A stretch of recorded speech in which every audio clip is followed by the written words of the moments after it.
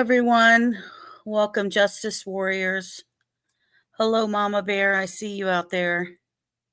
Thank you guys for being here. We appreciate you. I want to give you an update on some information about another person in Delphi who was arrested for CSAM. But as we looked further into this person, we found some pretty shocking information and details. And I want to share some other details about connections and stuff to this person, with this person, connections in the Delphi community, connections through Delphi High School, and go through that with you. So I want to share everything. So let me go in here real quick. And let's see if I can do this way. Okay. And yes, Mama Bear, thank you for being here, who was my lovely research assistant, as always. And here we go. Make sure I've got that. All right. So as some of you may have heard, that just recently we had a Daniel J. Norfleet of Delphi, Indiana, who was arrested. He had 9 felony counts of CSAM, which 5 of those were aggravating factors. They shared that this was after an extensive year-long investigation. But I want to tell you that he is not the only one in his family who has been arrested for CSAM. Now, I show you, this is his high school, Delphi High School photo. And that is because for some reason, when the Indiana State Police have arrested him for Carroll County, they have still not released an updated photo of him. So, but let me show you what we found out with this info here. So, obviously, he was 55, Delphi man. We talked about the felony. We talked about the stuff. They're saying that it began in 2023 after a tip, and that's usually given from that, but I won't go into that right now, but that's what they'll usually show it from that. So when they got the evidence and they had a warrant, they did the search in April of 2023. And after they did the exams and stuff from his home that indicated he had possession of the CSAM. And so after that, they were given additional search warrants, which is interesting, to investigate Norfleet further. So then on Thursday, June 20th of 2024, detectives were granted an arrest warrant charging Norfleet with child porn possession. And like I said, he was taken into the Carroll County Jail. Now they're not showing this again. This is showing that Daniel Norfleet should have been the Delphi High School class of 1988. However, it doesn't show an actual graduation in there. So he would have been class of 88 based on this photo. But, you know, we didn't see anything from that. So, So here's the charges in his my case, showing aggravating circumstances. Those can happen from extreme of the age of your victim to what is actually shown in the video itself can also classify that. And we know many, obviously, such as like Kegan Kline, who had aggravating factors that were done in this. So this is where they served the search warrant at the 3324 North 3rd Street in Delphi, and where they basically conducted two. One from the tip that they received, and for some reason, after that, then they're like, okay, they found something and they have reason to believe that they need to go back inside there and continue to look again for additional stuff, which is, like I said, that itself is pretty interesting. But let me tell you what we found out that I know you'll be interested in, just like we saw itself. And that is that his brother, Clayton Allen Norfleet, had also been arrested and charged. He was found guilty in 2017. They found the materials in 2016. He graduated in 1980 from Delphi High School, and he's had to register as a sex offender since 2017. So let's see what else that we found. As you can tell from this is his registration to the right. And if you look below, I clipped in here the federal or military crime. And you guys, I swear you guys won't even believe it when I tell you, because it shocked me as well. So these are continued of sex offender, lifetime complaint, federal military crime. And I'll tell you where he got caught, because that'll blow your mind as well. And this is what showing that he had child pornography, showing the date September 21st of 2017 that this was entered on record. And here's the federal charges out of South Carolina. Now he lives in Kentucky currently. But let me show you this. And I'm going to read this to you because there's so much info in here. I just don't want to miss anything. So here's ABC4 News. This is out of Charleston, South Carolina. So you can see here it's August 17th of 2017. Former federal employee who worked in Charleston sentenced to 4 years in prison. So a federal judge in Charleston on Thursday sentenced a Columbus area man to 4 years. Now, mind you, this is already done. He's already served his 4 years, and he only got 4 years in prison after the suspect was convicted of child pornography possession. Sentencing for Clayton and Norfleet, 55, of West Columbia, comes after he pled guilty to possession of child pornography by involving a prepubescent minor. So prosecutors say Norfleet worked for the National Oceanic and Atmospheric Administration. So, yeah, NOAA. He worked as an electronic technician based out of Charleston when he accessed the child pornography aboard a NOAA ship in March of 2015.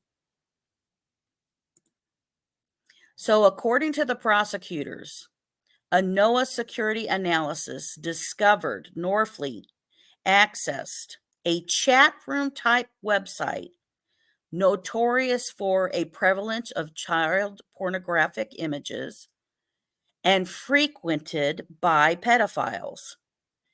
While on board a NOAA ship, Ron Brown, in the Pacific Ocean, federal agents seized Norfleet's government-issued computer when the ship docked in Hawaii in May of 2015. Investigators found log files showing Norfleet's web history contained entries related to child pornography and pedophilia, plus thumbnail images from pictures and videos on the computer's thumb cache and link files associated with child pornography. So prosecutors say forensic analysis showed Norfleet was utilizing portable web browsers operated from external drives that do not cache any internet history or browser files to the local computer. Prosecutors say that Norfleet later admitted he used the government computer while that should have said on the ship, but while the ship, that's what it says, to view child pornography, then turned over a thumb drive containing child pornography and told agents about links to child pornography on his home computer. Agents say they seized Norfleet's PC and found it on it. 62 child pornographic images and 23 child pornographic videos, including images and videos involving prepubescent minors. So basically, you're talking 12 and under. Judge Michael Duffy ruled Thursday that Norfleet is subject to a lifetime of supervised release once his 4-year prison term is over. So this was a person serving for NOAA, a Delphi graduate, and Daniel Norfleet's older brother. So while I was checking,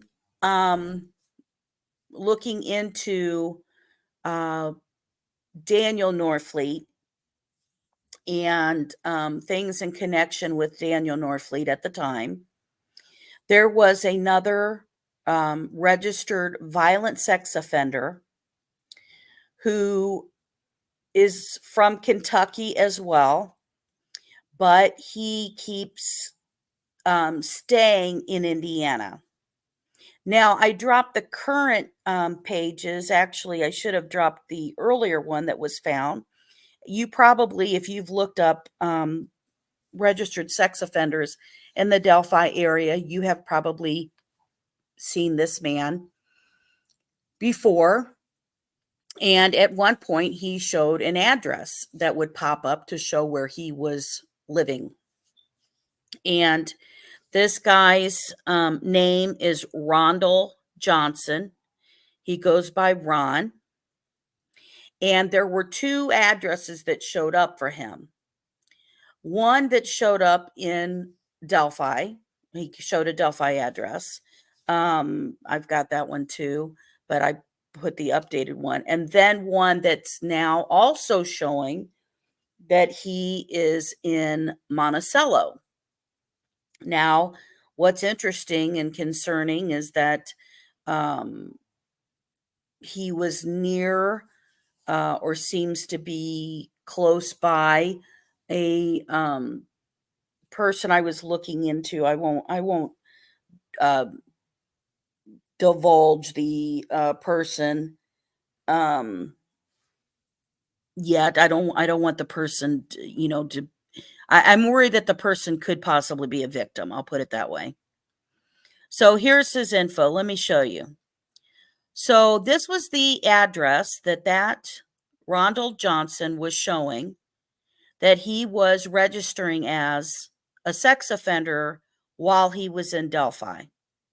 His address he was listing is 511 West Franklin Street in Delphi.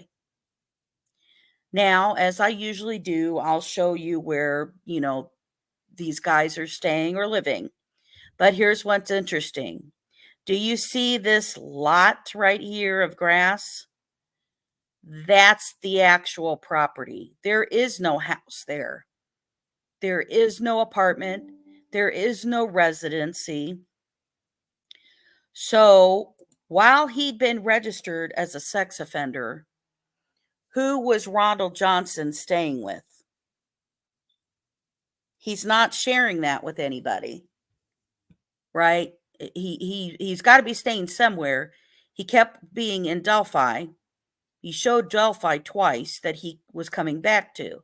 Now, Monticello's not far, but this was literally showing up on his report as a registered sex offender. It was also showing up on his background check of where he lived. It's an empty lot. So where was he staying then? He's now showing he's in Monticello, according to current records, but he's moved from state to state. So let's look at the crimes that he's had, which has been in multi-states. So he had a violation of probation back in 2012, as you can see. And we have where he kept registering when he would move into another state. His original crimes were in Mississippi. He's also moved to Florida, Tennessee, and multiple times now to Indiana. Again, as I said, his current, at least what he was indicating himself, was in Monticello, which is northern Indiana. So, as you can see, these are supposed to be updates of when he moved.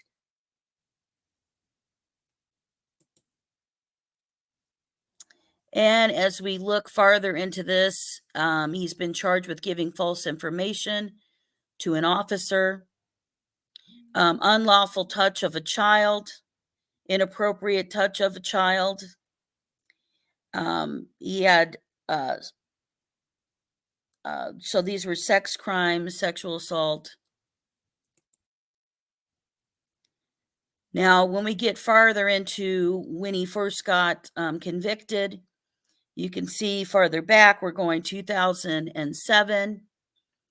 And this is for the offense of committing the crime was with basically a physically handicapped child. So, and as you can see, the different locations, the different dates that he was charged these different crimes. You can see there's Jackson, Mississippi,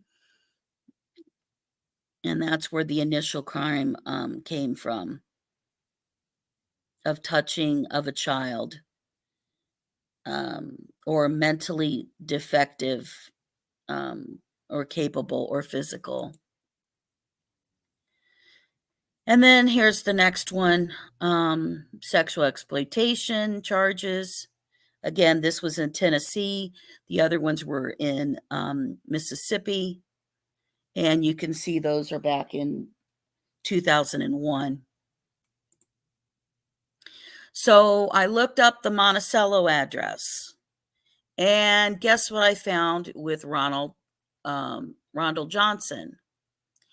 He is living with another registered sex offender in Monticello, Doyle Daughtry. So that address, 6084 North Hodges Drive of Monticello, is the same location where Rondal Johnson is at least showing that he was living. This is an additional person. I have not been able to see the crimes for this. I don't know why the Monticello site doesn't let you clearly see those sites, but that's what it is. So I'm going to flip through a few of these that you should remember, and I'm going to make sure you guys can see these full page here. Hopefully, let me see if I do this. That should help you guys see it a lot better too. All right. So remember, I did a show on Brent Allen Eastman. He was reported in the news because he lived in Anderson, Indiana, as an Anderson, Indiana man. But he lived in Delphi and Logansport. But he mainly lived in Delphi. His connections were to Delphi. Now, he was the one arrested for CSAM, also with aggravating factor. And it was containing, remember, this one was really messed up, of the child bondage with children as young as 2 years old being tied up and tortured. Remember, this guy was let out until his hearing was going to be taking place. And remember, his attorney that I showed in there for you guys on that show, if you haven't watched this show, go watch it. I go through the details with it. But his attorney is Andrew Baldwin as well. And he had that search warrant, the initial search warrant, remember, about him, was on the same day that they released that Anthony Schatz, they were interested in talking to Anthony Schatz and anybody who'd been contacted about that, and then about Kegan Kline. Well, before that hit the news, on it, basically the day it hit the news, I should say, December 6th of 2021 is the same day a search warrant happened at Eastman's house.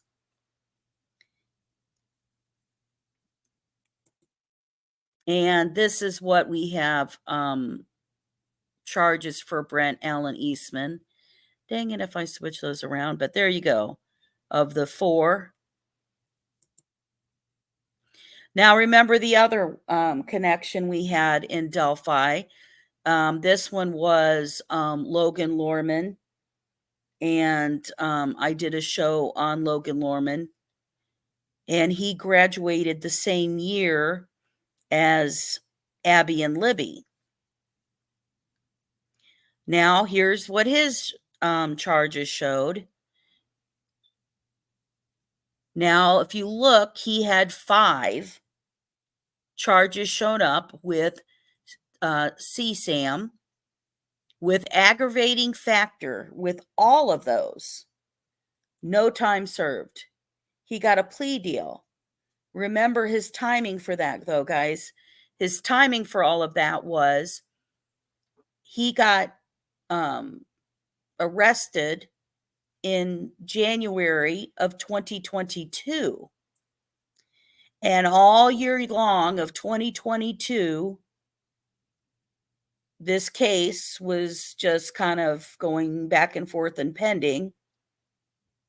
Then remember, that's the same year that Kegan was trying to figure out if he was going to do a plea deal, right? But what did they do? They sat here and he got pulled to Grissom Air Force Base in August of 2022. The water search began the 19th of August for 6 weeks, until basically mid-September.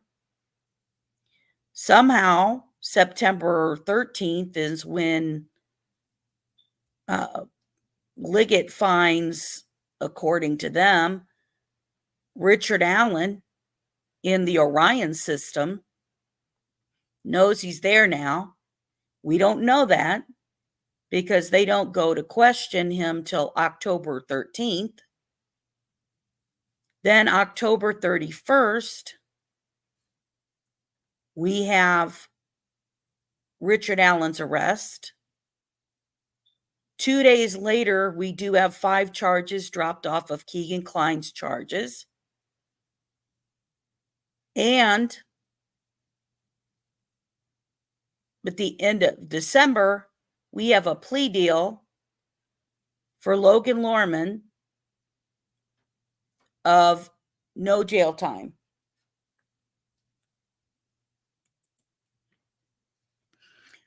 Now, I did this map to kind of give you an idea. Now, this is just Delphi. And I've shared with all of you, my impression is that this is definitely a group of people sharing these images. It is definitely beyond Delphi. It's beyond the state. It's beyond all of that because that's what these guys do. And the guys I just pointed out to you were from different places and just happened to now be living in Indiana. But when you look at Delphi, I thought this was interesting to see. And I'm not sure if you can see the mouse maybe moving around, hopefully. Let me see. Can you see that? I can't tell. Oh, yeah, you can. So if you look, here is the Monon High Bridge on the upper right hand. Okay. Here's the Monon Trail. Now I want you to go straight down from there with me. And you'll see my arrow is pointing at where Richard Allen lived. So you've got Richard Allen right here.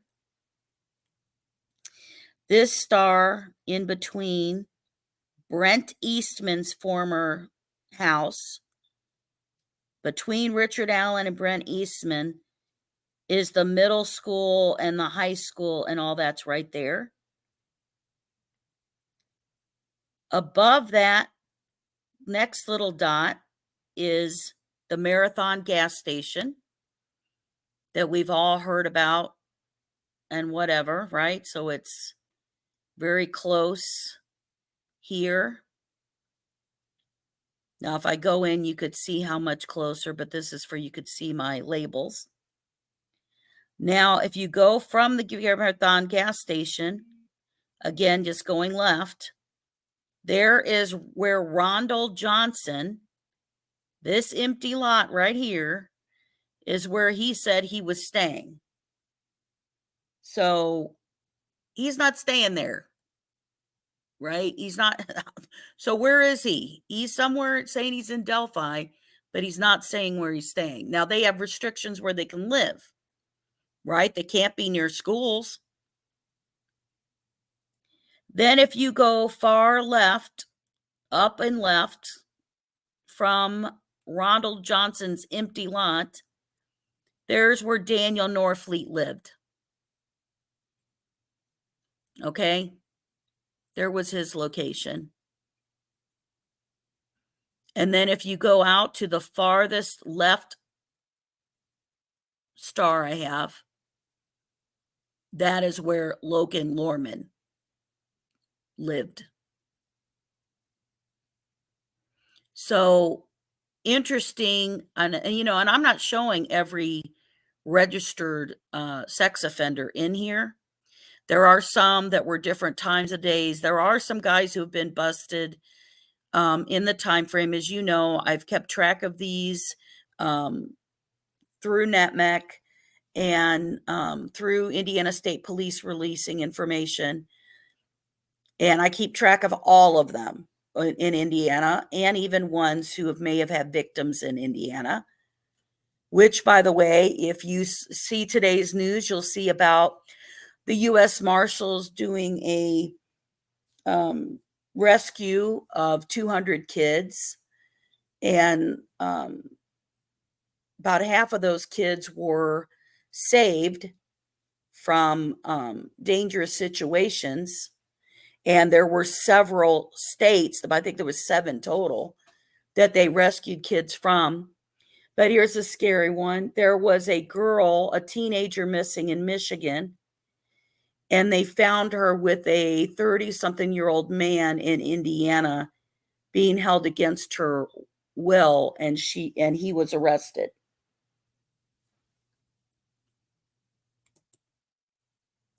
So I wanted to kind of give this information.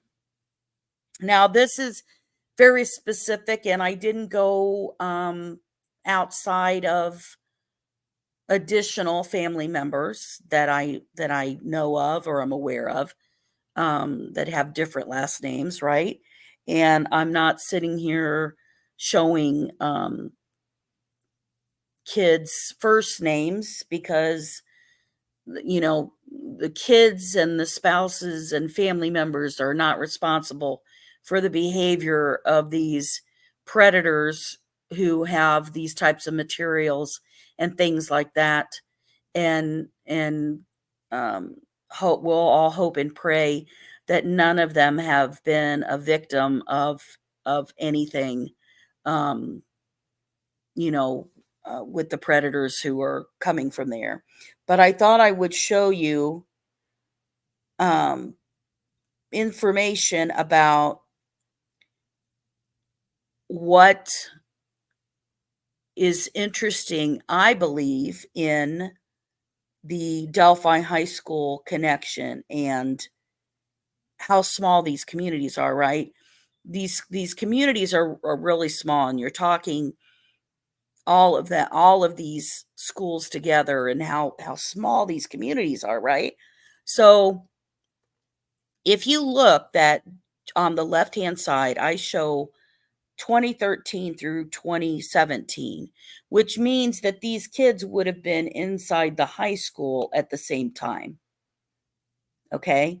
Now, I'm not saying that means anything because of the children, because that doesn't mean anything, but it does mean of a awareness connection and that these guys who knew each other could have known each other from the school, and definitely if they had any CSAM that could have been victim related to anybody in here. But when you look at that, so Allen you have from 2013, Eastman was in there in 2014, Eastman was in there in 2017, Preston German, who's passed on, rest in peace, we've got who was in there in 2017. Norfleet was in there in 2017. Then you, of course, have Libby and Abby, who were in 2021. And then you have Logan Lorman, who was graduated the same class in 2021. And then you have in the class of 2022, and like I said, that has nothing to do with the kids, and Dolan has nothing to do with any type of CSAM or anything like that. But I just thought I would point that out because there is a Dolan who may have definitely known, Abby and Libby, and these kids who's had fathers who've been had stuff that go on. Now, Clayton Norfleet was the class of 1980. That's the person that worked for NOAA, lives in Kentucky, and has CSAM, has to be a registered sex offender. You've got Daniel Norfleet, who was class of 1988. Those two charged now. Now, I wanted to go over, and I can just included this for FYI, class of 2012 was Kegan Kline. Now, I put class of 12. He was with Peru High School. He didn't graduate. Now, I want to point out to everybody something. Remember, now, if you haven't seen, I posted it in the community post. Kegan Kline was rejected any reduction in his sentence from his appeal. Not shocked, right? that ended up happening for his current charges. As I've shared with you, I think there'll be federal charges coming because they did not address that Emily Ann was communicating across the country.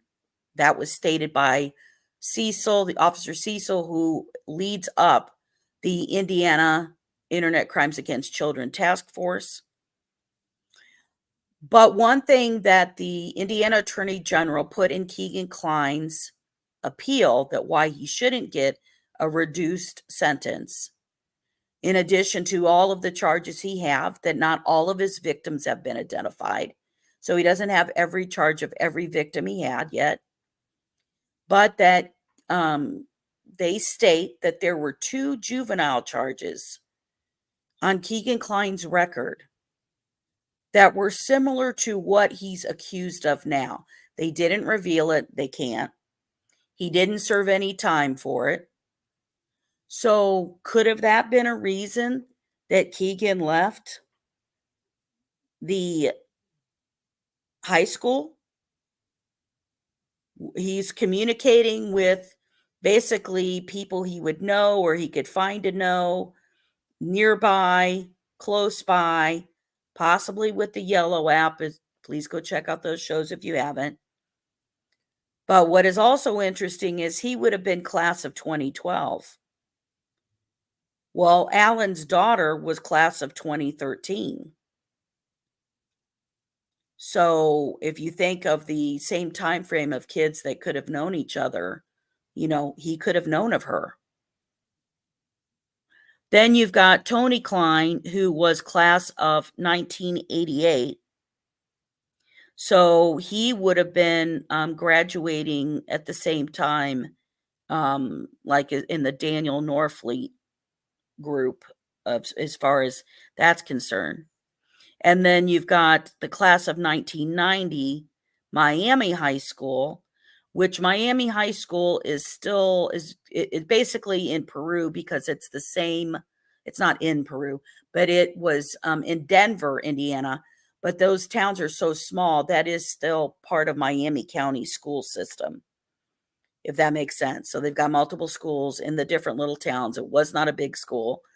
But he was in 1990 at Miami High School. Again, Peru and Miami High School, North Miami High School are both in Miami County.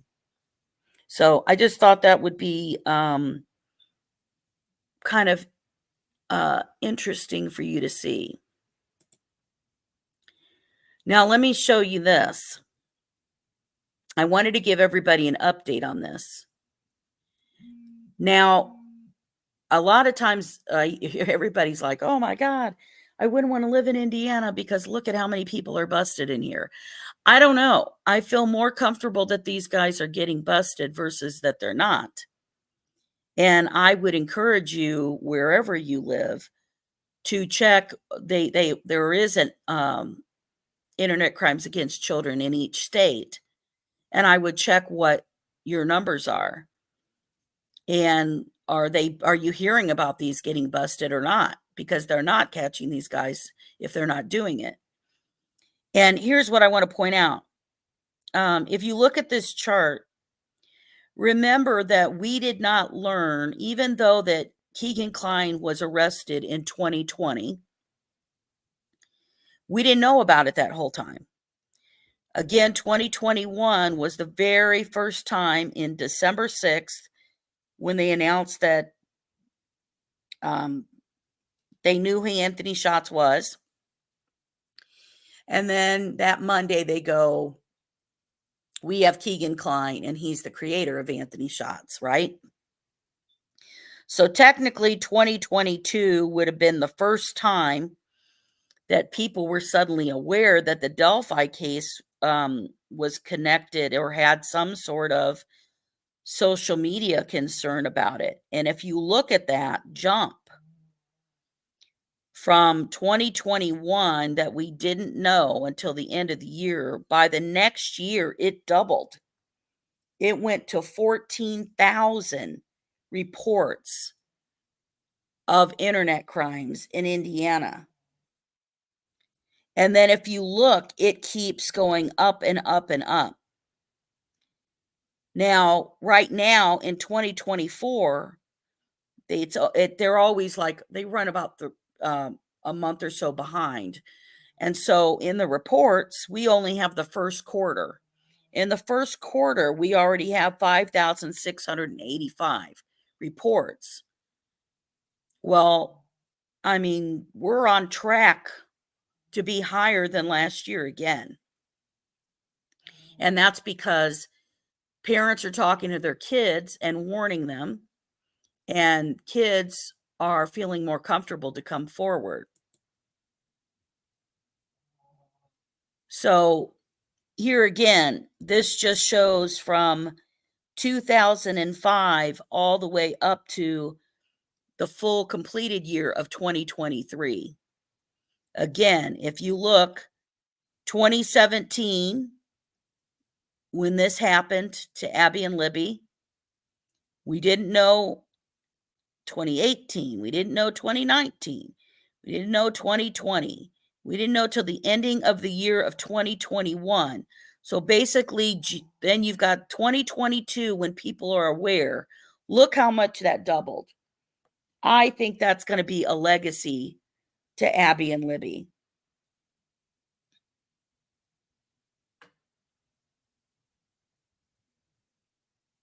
Thank you, Phil Bond. I'll note that.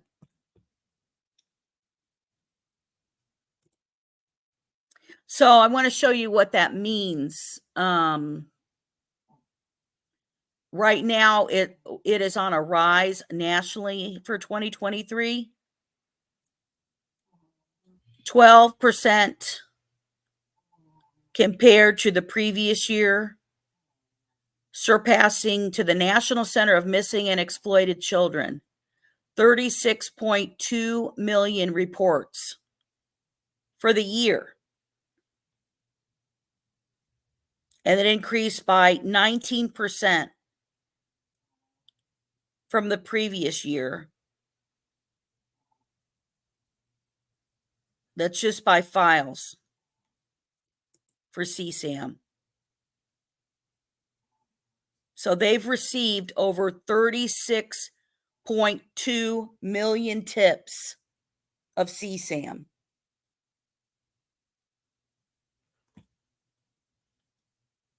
And they are able to pass on things to law enforcement. And that's because once they do the identity, they know what's going on, they're able to do that. Some of the content contains what they call urgent, demonstrating urgent or imminent threats to a child. So overall of that cyber tip line reports has increased by more than 20%. Over the past 3 years, the number of urgent, time-sensitive reports where a child is at risk of harm has grown by more than 140%.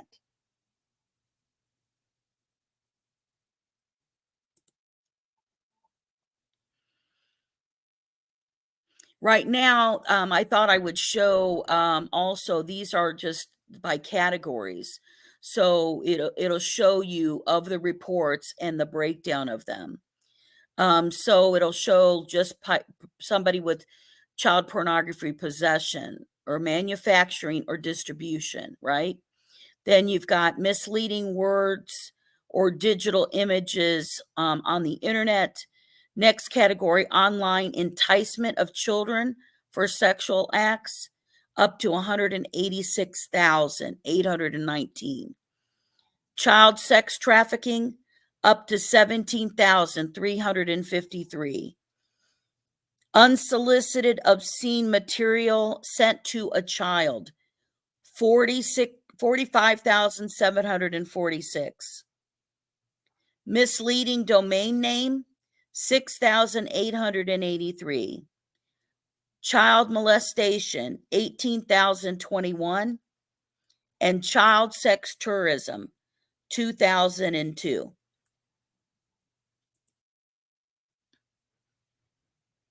So, one, I'm thrilled if anybody talks to your kids and warns your kids about or warn your nieces or nephews or whomever about when they're online to not friend somebody they don't actually really know, and let them know that there are bad people out there who are pretending to be girls and boys online, and they will friend all of their friends so they think it's safe, and how they will start talking to them and meet them on gaming sites or kid-friendly social media sites, and then convince them to talk to them on Kik, on Snapchat, on Instagram,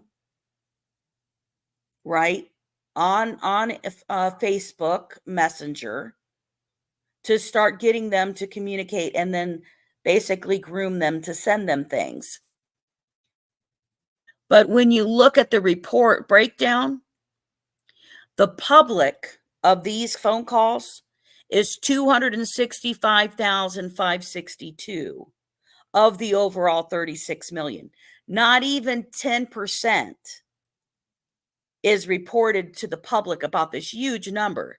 The other ones are done what they call ESPs.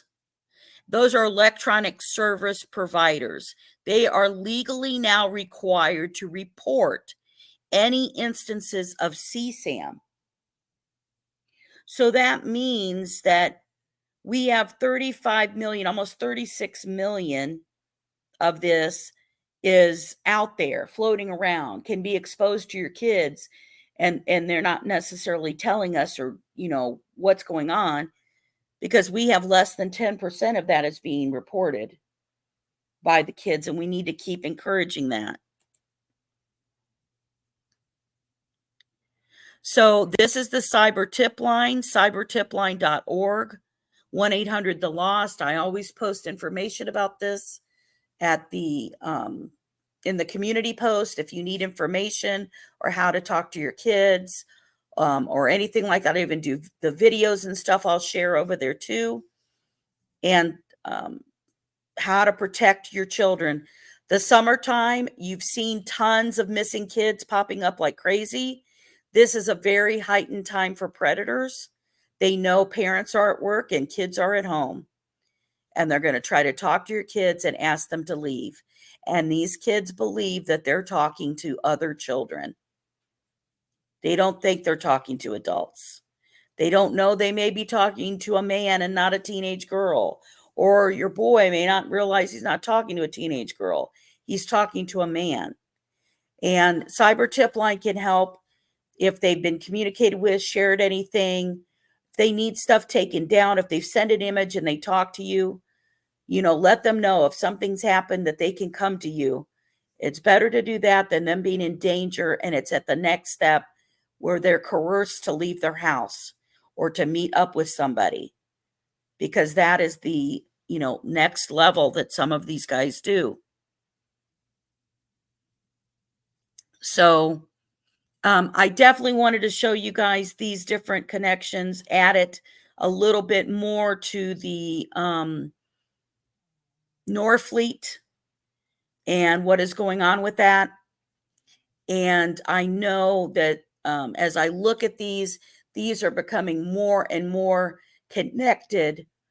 There's usually a very low percentage of these CSAM people who are usually busted for aggravating factors of children who are young, meaning babies, toddlers, prepubescent. But guess what? A lot of these guys who have been busted here in Indiana have shared those type of things. Why? One, it's odd that we have such a high percentage that all have something like this, right? That type of thing. But also, when they have these rings who share these materials and have these sites and go to this stuff, you move up higher in your ranks, the younger that your victims are, and the more sadistic and violent and harmful that it is. I'll remind everybody, in Indiana, we had a report from the FBI of Indianapolis about a group of who were soliciting kids online, and they try to get the kids to hurt themselves, cut themselves, do violent things like that. There was a similar group that was just busted in California doing the same type of thing. And I really think that this is going to be a group of people we end up finding out about. So I will keep you informed about all of this going on. And make sure that you guys, if you didn't watch this all the way through, please do so. I think it's interesting that we have that. There is some more. I think there's a person on the edge of fixing to be arrested as well, that has a Delphi connection. But, you know, I will share. And hello, Nana and Silas, and of course, Mama Bear and CJK. Phil, good to see you. Glad you guys are here. We keep finding these guys who get busted, and you know, like I said, they're not all just in Delphi, but it was very interesting to find them all right here in Delphi. And it does make me think of, remember the quote that Kegan Kline said during one interview where he was like, well, when his stuff is done, when he's done with his CSAM charges, he was willing to talk about his words, not mine, what is going on in Delphi.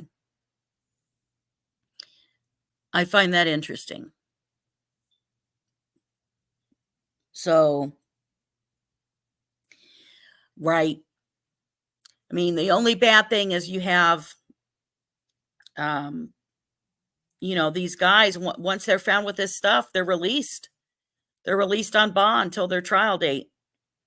Even though that they have that type of stuff with the aggravating factor, they're not kept in jail until trial.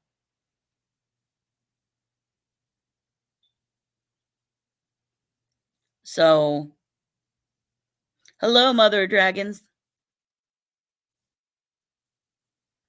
Now, like I said, I just find it interesting, and you know, it could be just in common, could be just a coincidence as far as the stuff. But when you've got several people, you know, out of Delphi High School have been arrested for that, you got to watch it. And we got to keep everybody safe. Please, I know it's out there, and a lot of people don't go look. Go look for your state of registered sex offenders, and go put in your address and check who's nearby. And then let me also remind you, just because you go look them up does not mean those are the only sex offenders that are near you. Just like the one I showed you of Rondal Johnson. I mean, he would have showed up. His address wasn't real, right?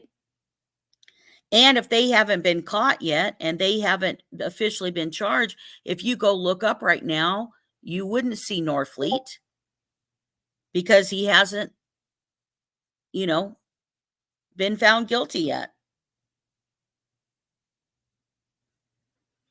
So definitely make sure, talk to your kids, tell them, give them the, you know, the warning of people faking to do that. Talk to them about if somebody asks for them to send photos, you know, and they try to find out, you know, when they send photos, lots of photos have embedded information, especially if they're computer skilled, of how to find out where these photos are taken.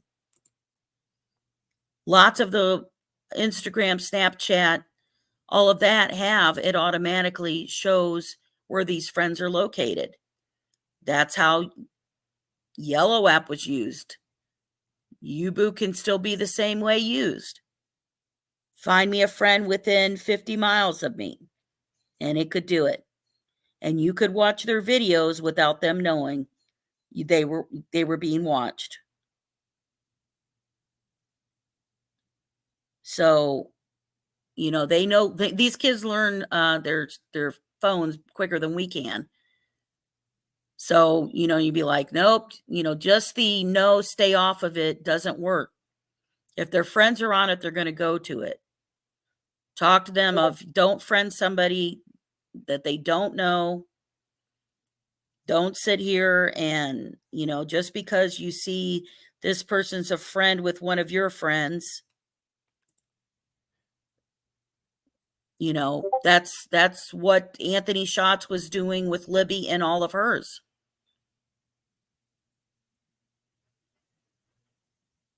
And how Anthony Schatz got to know lots of those girls and have to cast the net out to all of them to see who they could convince to send images, who could they convince for them to talk to, and then get them onto sites that are going to delete their conversations, that are going to delete their images. But when they talk to them, they're videotaping them. When they're talking to them, they're taking pictures of them and they're sharing it. They're not just keeping it with themselves. They're sharing it in this predator and pedophile group to each other. So you got to tell them how these people are pretending to be something and that they will talk to them for a long time. And they'll turn around and even tell these tweens and teenage girls, or guys, oh, I love you. Won't you send this because I love you? Blah, blah, blah, blah, blah. And the kids are young. They don't know how to deal with that. And then after they send one, that's how they turn around. If you don't send me another, I'm going to tell your parents. If you don't send me another, I'm going to send it to all your friends that I'm friends with. And that's how they keep them engaged. And then we have to worry if they try to turn around and meet up with them. So I appreciate all of you here.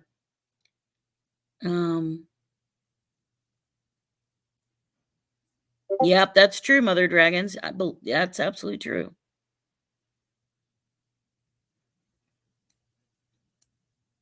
Yep, absolutely, CJK. We got to help each other create that awareness and see what else we can find out. And it's good. I think we're getting closer because of them busting these Delphi people. I really do. And we'll see what ends up happening. And we learn from what did they find on Richard Allen's phones and email addresses. So thank you guys so much for being here.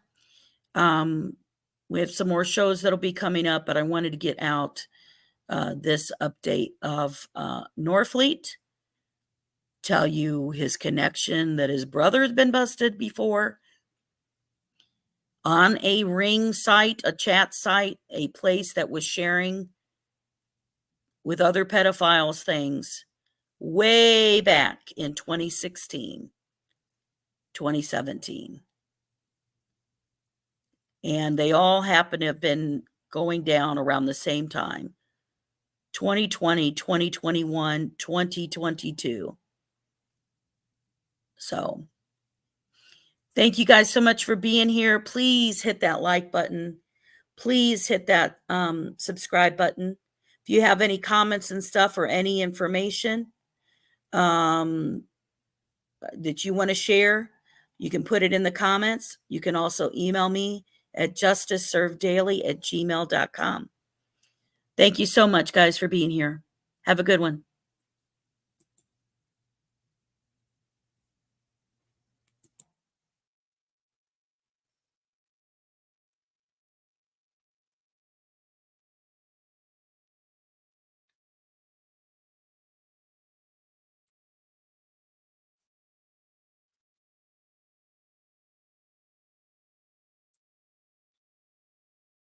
Happy 4th of July, French.